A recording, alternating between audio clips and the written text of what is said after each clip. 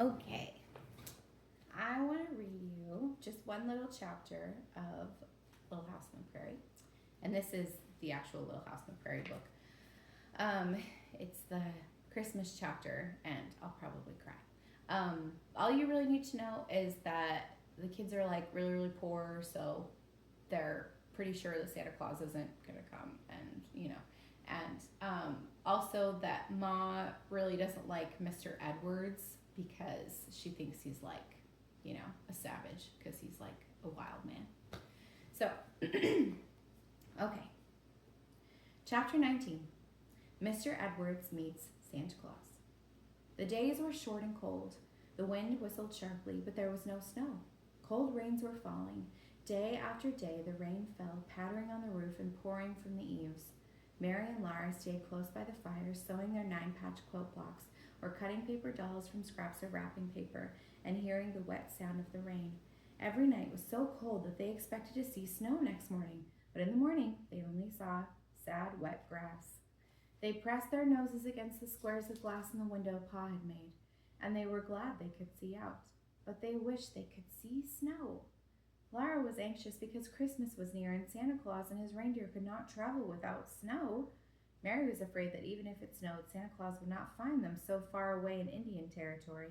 Oh, that's something else you should know. They say some culturally insensitive things. Anyway, when they asked Ma about this, she said she didn't know. What day is it? They asked her anxiously. How many more days till Christmas? And they counted off the days on their fingers till there was only one more day left. Rain was still falling that morning.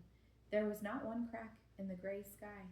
They felt almost sure there would be no Christmas. Still, they kept hoping. Just before noon, the light changed. The clouds broke and drifted apart, shining white in the clear blue sky. The sun shone, birds sang, and thousands of drops of water sparkled on the grasses. But when Ma opened the door to let in the fresh, cold air, they heard the creek roaring. They had not thought about the creek. Now they knew they would have no Christmas because Santa Claus could not cross that roaring creek. Pa came in, bringing a big fat turkey. If it weighed less than 20 pounds, he said he'd eat it, feathers and all. He asked Lara, "How's that for a Christmas dinner? Think you can manage one of those drumsticks?" She said yes, she could, but she was sober. Then Mary asked him if the creek was going down. He said it was still rising. Ma said it was too bad. She hated to think of Mr. Edwards eating his bachelor cooking all alone on Christmas Day. Mr. Edwards had been asked to eat Christmas dinner with them, but Pa shook his head and said a man would risk his neck trying to cross that creek now. No, he said, that current's too strong. We'll just have to make up our minds that Edwards won't be here tomorrow. Of course, that meant Santa Claus could not come either. Lara and Mary tried not to mind too much. They watched Ma dress the wild turkey, and it was a very fat turkey. They were lucky little girls to have a good house to live in and a warm fire to sit by and such a turkey for their Christmas dinner. Ma said so, and it was true. And Ma said it was too bad that Santa couldn't come this year, but they were such good girls that he hadn't forgotten them. He would surely come next year. Still, they were not happy. After supper that night, they washed their hands and faces, buttoned their red flannel nightgowns, tied their nightcap strings, and soberly said their prayers. They lay down in bed and pulled the covers up. It did not seem at all like Christmas time. Pa and Ma sat silent by the fire. After a while, Ma asked why Pa didn't play the fiddle, and he said, "I don't seem to have the heart to, Caroline." After a long while, Ma stood up. "I'm going to hang up your stockings, girls," she said. "Maybe something will happen." Lara's heart jumped, but then she thought again of the creek, and she knew nothing could happen. Ma took one of Mary's clean stockings and one of Lara's, and she hung them up from the mantel shelf on either side of the fireplace. Lara and Mary watched her over the edge of their bed covers. "Now go to sleep," Ma said, kissing them goodnight. "Morning will come quicker if you're asleep." She sat down again by the fire, and Lara almost went to sleep. She woke up a little when she heard Pa say, "You've only made it worse, Caroline," and she thought she heard Ma say, "No, Charles, there's the white sugar." But perhaps she was dreaming. Then she heard Jack, oh, that's their dog, growl savagely. The door latched and rattled, and someone said, "Ingalls! Ingalls!" Pa was stirring up the fire. When he opened the door, Lara saw that it was morning. The outdoors was gray. "Great fish hooks, Edward! Come in, man! What happened?" Pa exclaimed. Laura saw the stockings limply dangling, and she scrooged her eyes shut in the pillow. She heard Pa piling wood on the fire, and she heard Mr. Edwards say he had carried his clothes on his head when he swam the creek. His teeth rattled and his voice shivered. He would be all right, he said, as soon as he got warm. It was too big a risk, Edwards, Pa said. We're glad you're here, but it was too big a risk for a Christmas dinner. Your little ones had to have a Christmas, Mr. Edwards replied. No creek would stop me after I fetched them their gifts from Independence. Laura sat straight up in bed. Did you see Santa Claus? She shouted. I sure did, Mr. Edwards said. Where? When? What did he look like? What did he say? Did he really give you something for us? Mary and Laura cried. Wait a minute, Mr. Edwards laughed, and Ma said she would put the presents in the stockings as Santa Claus intended. She said they mustn't look. Mr. Edwards came and sat on the floor by their bed, and he answered every question they asked him. They honestly tried not to look at Ma, and they didn't quite see what she was doing. When he saw the creek rising, Mr. Edwards said he had known that Santa Claus could not get across it. But you crossed it, Laura said. Yes, Mr. Edwards replied, but Santa Claus is too old and fat. He couldn't make it, where a long, lean razorback like me could do so. And Mr. Edwards reasoned that if Santa Claus couldn't cross the creek, likely he would come no farther south than Independence. Why should he come 40 miles across the prairie only to be turned back? Of course he wouldn't do that. So Mr. Edwards had walked to Independence. In the rain? Mary asked. Mr. Edwards said he wore his rubber coat. And there, coming down the street in Independence, he had met Santa Claus. In the daytime? Laura asked. She hadn't thought anyone could see Santa Claus in the daytime. No, Mr. Edwards said. It was night, but light shone out across the street from the saloons. Well, the first thing Santa Claus said was, Hello, Edwards. Did he know you? Mary asked, and Laura asked, How did you know he was really Santa Claus? Mr. Edwards said that Santa Claus knew everybody, and he recognized Santa at once by his whiskers. Santa Claus had the longest, thickest, whitest set of whiskers west of the Mississippi. So Santa Claus said, Hello, Edwards. Last time I saw you, you were sleeping on a corn shuck bed in Tennessee. And Mr. Edwards well remembered the little pair of red yarn mittens that Santa had left for him that time.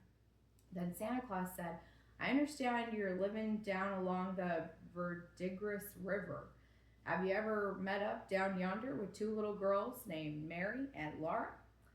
I surely am acquainted with them, Mr. Edwards replied. It rests heavy on my mind, Santa Claus said. They're both of them sweet, pretty good little young things, and I know they are expecting me. I sure do hate to disappoint two good little girls like them.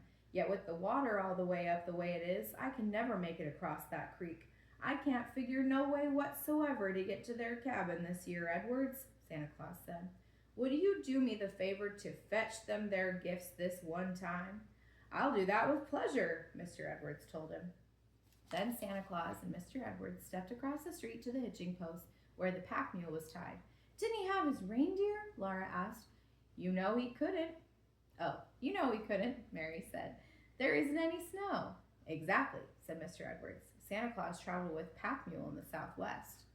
And Santa Claus uncinched the pack and looked through it, and he took out the presents for Mary and Laura. Oh, what are they? Laura cried. But Mary asked, Then what did he do? Then he shook hands with Mr. Edwards, and he swung up on his fine bay horse. Santa Claus rode well for a man of his weight and build, and he tucked his long white whiskers under his bandana. So long, Edwards, he said, and he rode away on the Fort Dodge trail, leading his pack mule and whistling. Laura and Mary were silent an instant, thinking of that. Then Ma said, You may look now, girls. Something was shining bright in the top of Laura's stocking. She squealed and jumped out of bed. So did Mary, but Laura beat her to the fireplace, and the shining thing was a glittering new tin cup. Mary had one exactly like it. These new tin cups were their very own. Now they each had a cup to drink out of. Laura jumped up and down and shouted and laughed, but Mary stood still and looked with shining eyes at her own tin cup. Then they plunged their hands into the stocking again. They pulled out two long, long sticks of candy. It was a peppermint candy striped red and white. They looked and looked at the beautiful candy, and Laura licked her stick, just one lick. But Mary was not so greedy. She didn't even take one lick of her stick. Those stockings weren't empty yet. Mary and Laura pulled out 2 small packages. They unwrapped them and each found a little heart-shaped cake. Over their delicate brown tops was sprinkled white sugar. The sparkling grains lay like tiny drifts of snow. The cakes were too pretty to eat.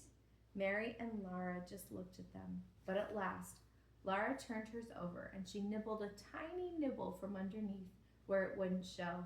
And the inside of that little cake was white. It had been made of pure white flour and sweetened with white sugar. Laura and Mary never would have looked in their stockings again. The cups and the cakes and the candy were almost too much. They were too happy to speak. But Ma asked if they were sure the stockings were empty. Then they put their arms down inside them to make sure. And in the very toe of each stocking was a shining bright new penny. They had never even thought of such a thing as having a penny. Thinking of a whole penny for your very own. Think of having a cup and a cake and a stick of candy and a penny. There never had been such a Christmas. Now, of course, right away, Laura and Mary should have thanked Mr. Edwards for bringing those lovely presents all the way from Independence, but they had forgotten all about Mr. Edwards. They had even forgotten Santa Claus. In a minute, they would have remembered, but before they did, Ma said gently, "Are you going to thank Mr. Edwards?" "Oh, thank you, Mr. Edwards, thank you," they said, and they meant it with all their hearts. Pa shook Mr. Edwards' hand too, and shook it again. Pa and Ma and Mr. Edwards acted as if they were almost crying. Laura didn't know why, so she gazed again at her beautiful presents. She looked up again when Ma gasped, and Mr. Edwards was taking sweet potatoes out of his pocket. He said they had helped to balance the package on his head when he swam across the creek. He thought Pa and Ma might like them with the Christmas turkey. There were 9 sweet potatoes. Mr. Edwards had brought them all the way from town, too. It was just too much. Pa said so. "It's too much, Edwards," he said. They could never thank him enough. Mary and Laura were too much excited to eat breakfast. They drank the milk from their shining new cups, but they could not swallow the rabbit stew and the cornmeal mush. "Don't make them, Charles," Ma said. "It will soon be dinner time." For Christmas dinner, there was the tender, juicy roasted turkey. There was the sweet potatoes baked in the ashes and carefully wiped so that you could eat the good skins too. There was a loaf of salt-rising bread made from the last of the white flour.